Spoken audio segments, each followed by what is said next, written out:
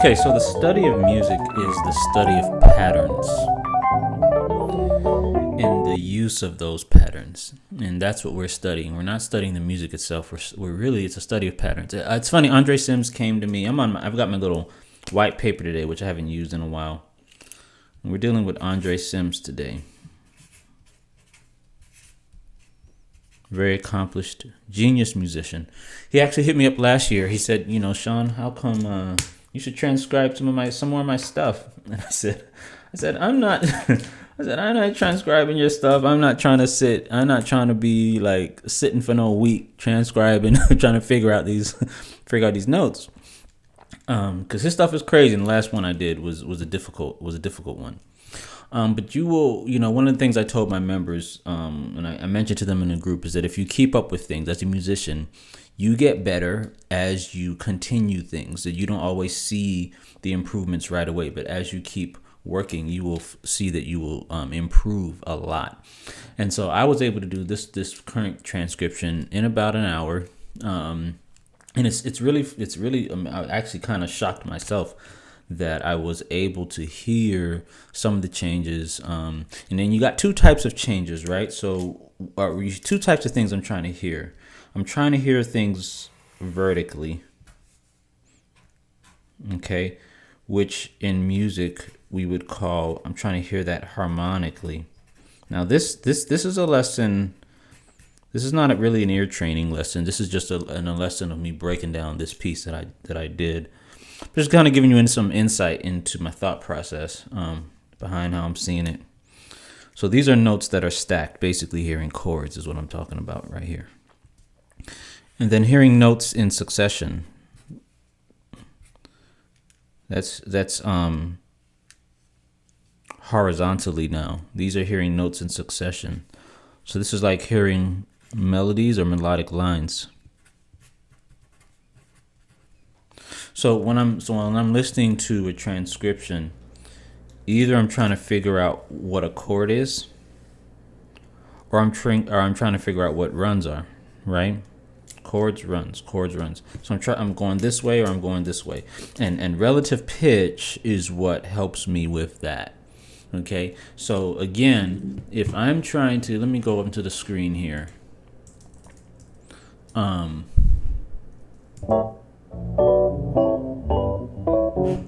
Let me turn off this. Let me mute this thing so that's not on the screen. Okay, so these chords are that part that that chord right there. Trying to hear what that chord is. That thing, that chord there. That's me trying to figure out harmonically what he played. And then figuring out melodic lines would be me trying to figure out something like let's say this.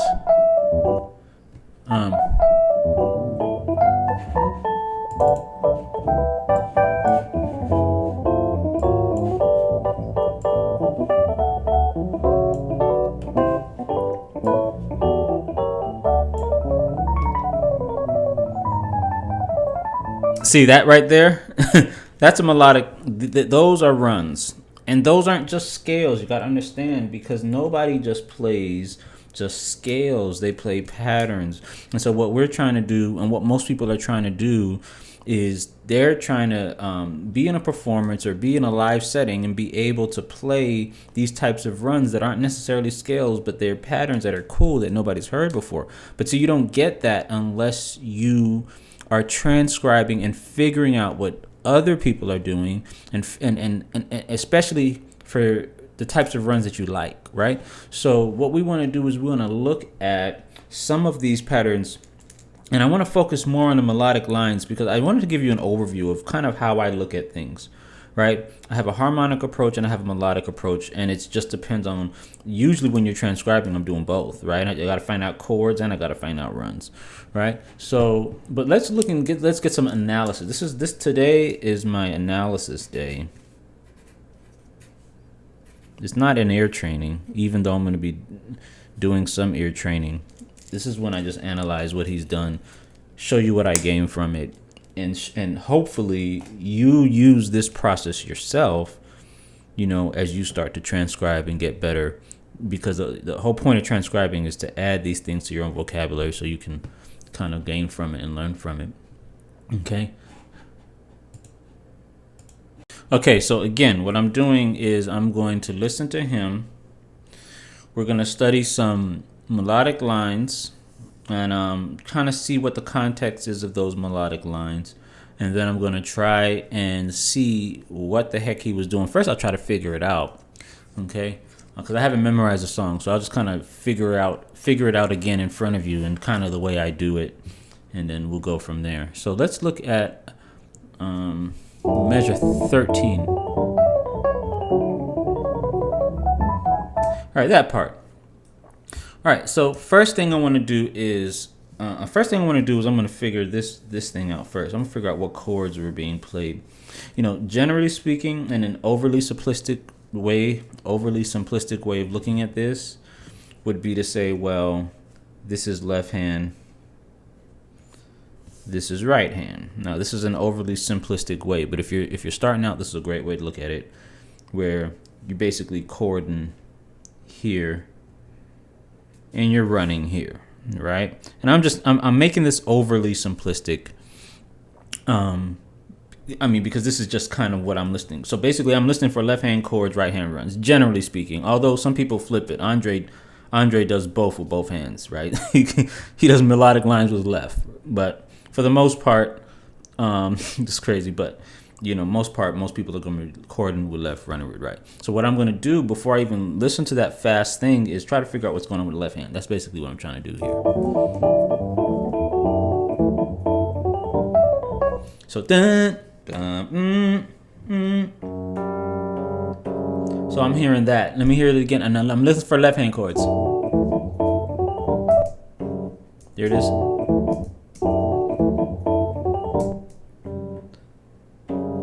So, not really a chord, right? So, right, not really a chord there. But that's what I'm hearing, and then the context of the run is coming. I got my left hand. So, he's got a B minor. So he's going from this, so an F sharp to a B. So what I've got in my left hand is a where's my little? So harmonically, the context of the melodic line would be this F sharp, the C sharp, then the G to a B minor. Okay. Now let's see when the let's cut off my mail from coming here. We're gonna do this live. I'm trying not to stop the video. All right. So let's listen to the other hand. Oh, let me do it again.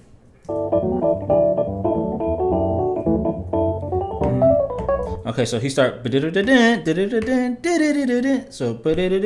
don't want that part. But that's the chord.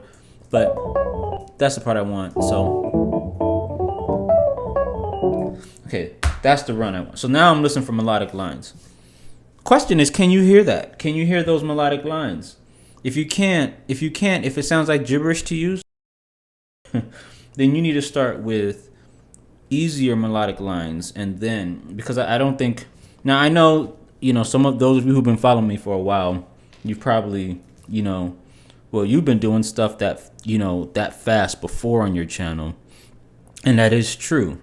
However, I know that there's an improvement. I know personally there's an improvement because it doesn't take me as long. So it's not that I'm better necessarily. It's that the time period that I'm taking to figure them out is decreasing. Does that make sense? So let me try to figure this out.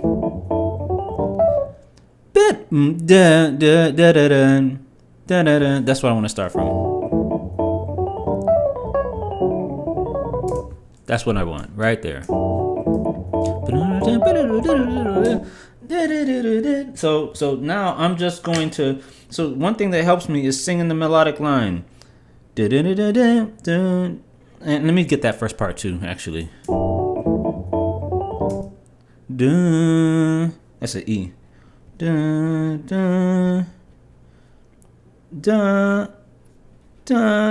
Okay, so now I'm going up. Then he pauses. Okay. So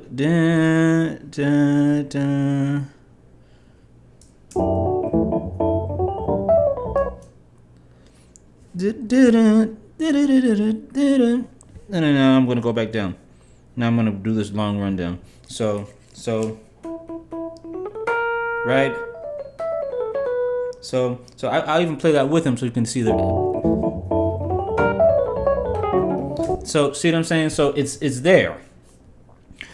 But what I'm doing right now. Now I said that even though this lesson is not an ear training lesson, it's an analysis lesson. I'm just kind of. I got to give context to things here.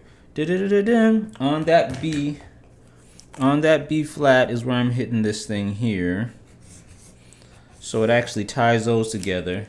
It makes it a dominant chord, probably with a flat 9, which is probably the chord implied because that's when it was hit. Okay, if you listen.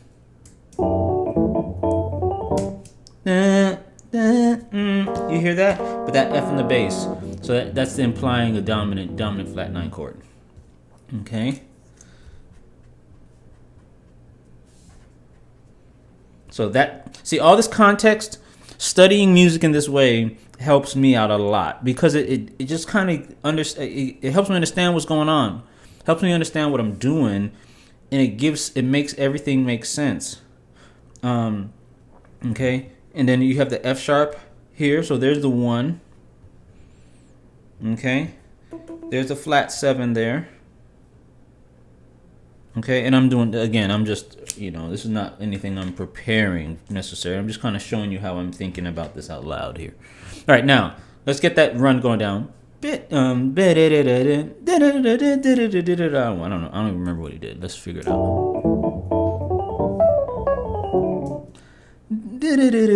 I'm just gonna go down. I'm just gonna with the B minor scale. Let's just hit that Dorian.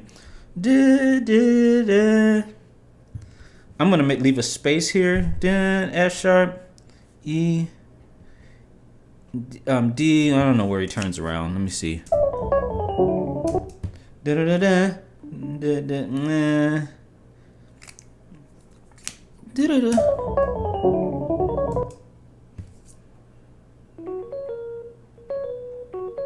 So.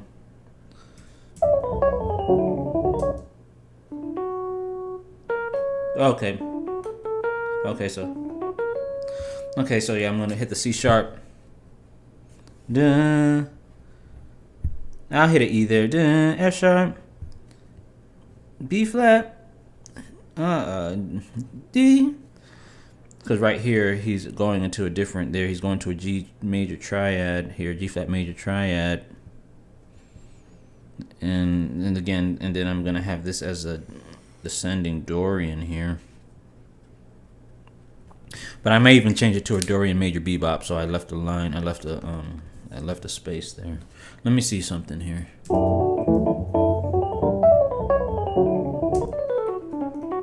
Yeah, yeah, so what I'm trying to do is, okay, so let me just kind of back up here because I don't want to lose anybody here. So I have my B minor in the left, which is why I'm trying to couple that with the Dorian voicing.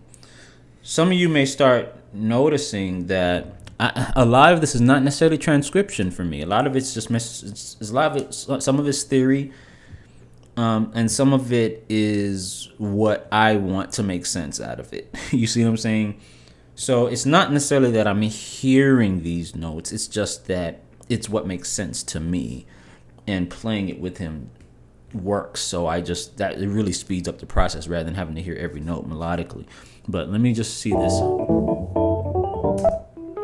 See? So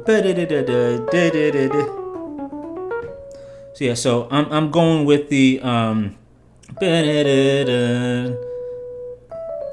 see he so I'm gonna put that G sharp in there, which is changing it to a Dorian major bebop scale. And I'm making up these words. I call a major bebop scale anything that has a half step, any extra note between the 5th and the 6th. No, your Dorian scale, your B Dorian scale would be this. Let me go back. The B major scale. The B Dorian scale would flatten the 3rd note, and it would also flatten the 6th note.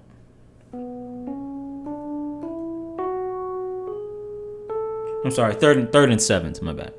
This would be 3rd and 7th. Is that right? Yeah. Yeah. Okay, so what I have is him coming back on, so let's keep on going. C sharp, and that's where I have him coming down, back on that same scale. Okay, so that extra note in between the... See how that sounds? So that's giving me that extra note that shouldn't be there. After that F sharp, so that G, the G is the extra note in the Dorian. I believe that's right. I don't know. Maybe. Anyway, so what's my pattern here that I'm going for? And again, I don't like to theorize things to death. If you look at this, one easy way to look at this, okay, and I can just throw this whole thing away, is to say when you're playing, because he's doing sometimes when I'm feeling low, right, and then nowhere to go, you know, that's a and then he's playing this song in D. So he's on that chorus on, right, and sometimes when I'm feeling low, and then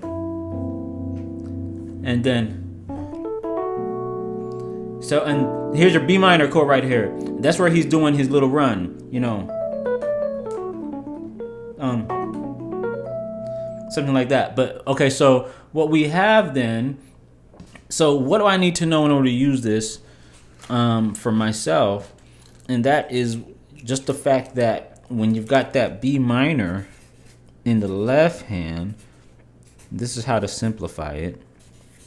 What do I do with the right hand? So understand that I'm not just taking this transcription and saying, oh, I have to do this. No, just you're trying to figure out your own patterns. I got a B minor in the right hand. You don't even have to say Dorian. If you want to just make it simple, you can say a D major scale. Now someone's going to say, what? Because if I look at all these notes up until he went to the G major triad, all I have is a F sharp and a C sharp. And F sharp and C sharp would be D major, F sharp, C sharp. So D major scale, but you want to tonicize the B. In other words, you want to accent the B because of the fact that you're playing a B minor scale, right? And so this is just, so the only reason I'm using all this Dorian major bebop stuff, that's not what's important. What's important is that in the clutch, when I'm playing this, I know what to do. And so if I'm playing this B major, this B minor, and he's telling me D accent the B, in other words, think D major scale. Think that, you know. Yeah, right?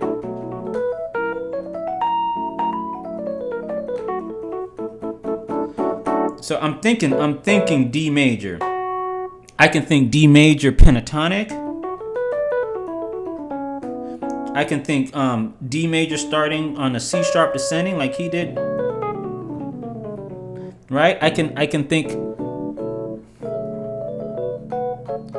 So what I'm trying to do is I'm trying to get you out of what I'm trying to do is get you out of just thinking in terms of things that just have, because all I'm trying to do is study patterns here. I'm just trying to study what is the pattern. If I notice that the pattern is that it's mostly F sharps and C sharps, then why can't I just say D major scale? Now someone's gonna say, but what about this G sharp? Well, the G sharp, forget the G sharp. Forget the G sharp, because see, let the G sharp be the accent note if you want it, you know.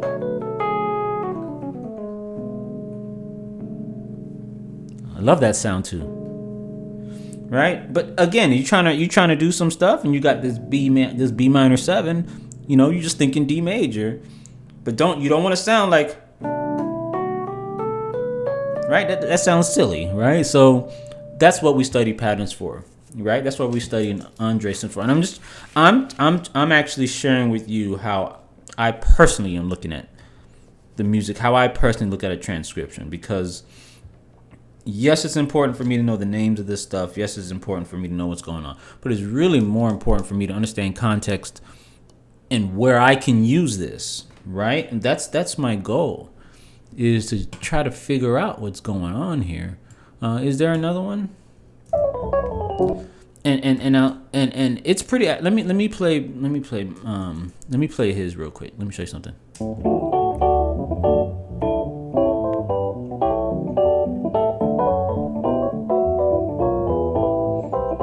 Okay, so that's what he did, right? Now, some people are going to say, you really don't transcribe accurately, then. You just kind of play what you hear, and for the most part, that's correct.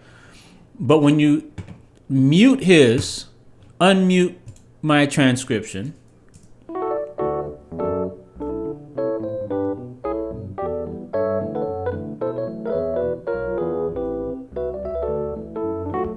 so I mean, as you can see, I mean, it's pretty close, but it's not going to be necessarily 100% accurate, because again, I'm not going for, as I said before, I'm not going for 100% accuracy. I've said this since I started my channel, that I'm not going for 100% accuracy. I'm going for context anyway. See what I'm saying? And so there's notes, like when I did this scale here, I'm going to play the scale just like this. I'm not going to spend an hour trying to figure out every note he did. I'm trying to figure out what the basic rule is so I can go and use that bad boy. I'm not trying to spend no 20 hours in the shed over, you know, I mean, you got to think in terms of productivity. That's a good word. Productivity. Put my pens on here. Make it look like they have with them pictures that have all the pens and the stuff. There you go. Hold on. Productivity.